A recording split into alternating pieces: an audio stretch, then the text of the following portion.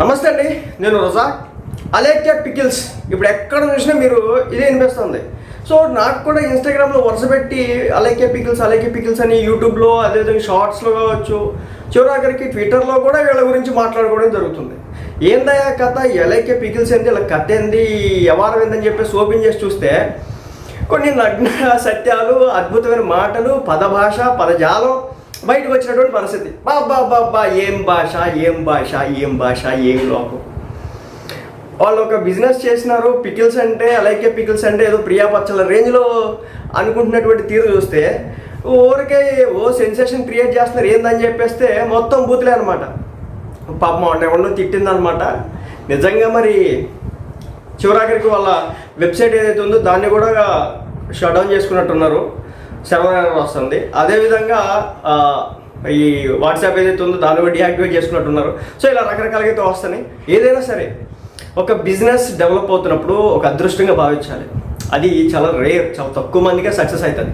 But మీకు success అవుతుంది అనుకున్న టైంలో కస్టమర్లతో ఉపయోగించిన భాష, అదేవిధంగా వాళ్ళు ఇన్స్టాగ్రామ్లో ఎవరైతే కొంతమంది బేసిక్గా ఇన్స్టాగ్రామ్ సోషల్ మీడియా అంటేనే ఎదుటోళ్ళని టార్గెట్ చేస్తూ ఉంటారు, లేదంటే ఒక చిన్న అనవసర సందర్భాల్లో కూడా మాటల దాడి, అటాక్ జరుగుతూ ఉంటుంది.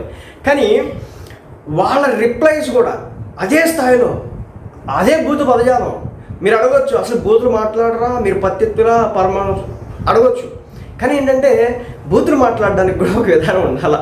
మరి ముఖ్యంగా ఏదో ఒక సందర్భంలో మనం తిట్టేసినట్టు ఒక అర్థం ఉంది. కానీ ఏంటంటే కస్టమర్తో డీల్ చేసేటటువంటి విధానం. రెండోసారి మళ్ళీ పచ్చడి తీసుకోవాలి కదా, ఒక కేజీ ఏదో రొయ్యలు గోంగూర, చికెను, మామిడికాయ, సో తీసుకోవాలి కదా. మరి తీసుకోవాలంటే తప్పనిసరిగా ఆ ర్యాప్ అనేది క్లియర్గా ఉండాలి కదా. ఆ భాష ఏంది, ఆ లోకం ఏంది. వాడెవడో మొన్న కామెంట్ పెట్టినాడు. అసలు నేను ఫస్ట్ ఈ అలేఖ్య పికిల్స్ వైపు రావడానికి రీజన్ ఏంటంటే, ఈ పికిల్స్ తిని వాళ్ళ వైఫ్ ప్రెగ్నెంట్ అయిందంట. ఈ మేము సోషల్ మీడియాలో భయంకరంగా వైరల్ అయింది. పికిల్ తిని వైఫ్ ప్రెగ్నెంట్ అవ్వడం ఏంటరా నాయన అని చెప్పేసి అర్థమైంది. పక్కకి నెడితే ఇంకొకడు వాళ్ళ కుక్క ప్రెగ్నెంట్ అయింది అన్నాడు.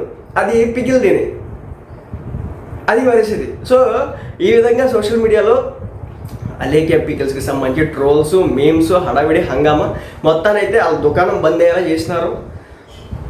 వాళ్ళు కష్టపడి పెట్టుంటారు, ఫేమ్ అయితే కొంత తెచ్చుకున్నారు.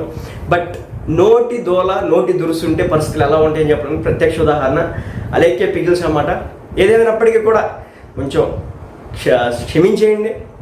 మరీ మాటలు దాడి, బూతులు దాడి. వాళ్ళ ఇన్స్టాగ్రామ్ ప్రొఫైల్లోకి వెళ్తే కనుక వాళ్ళు ఆడవాళ్ళని కూడా తిట్టట్లేదు. వాళ్ళు అంటే ఈ ఎవరైతే ఇన్స్టాగ్రామ్ యూజర్స్ ఉంటారో, రెగ్యులర్ యూజర్స్ ఉంటారో, వాళ్ళని తిడితే కనుక చూస్తే కనుక నిజం చెప్పాలంటే వాళ్ళు ఏదైనా చేసుకుని పోతారు. సో అలాంటి స్టేజ్లో ఈ రోజున అలేఖ్య పికిల్స్ మీద మాటలు దాడేది జరుగుతుంది. రెండోది, ప్రైజెస్ కూడా చాలా హై లెవెల్ ఉన్నాయంటే. ఏదో 1400, 1200, అర కేజీ 1000, 1500 అంటా. మరి నేనైతే ఆర్డర్ పెట్టలేదు, నాకు తెలియదు. బట్ సోషల్ మీడియాలో ఒక సెన్సేషన్గా మారింది కాబట్టి, ఒక ట్రెండింగ్, ఒక వైరల్ టాపిక్ అయింది కాబట్టి దీని గురించి నేను రియాక్ట్ అవ్వడం జరుగుతుందన్నమాట.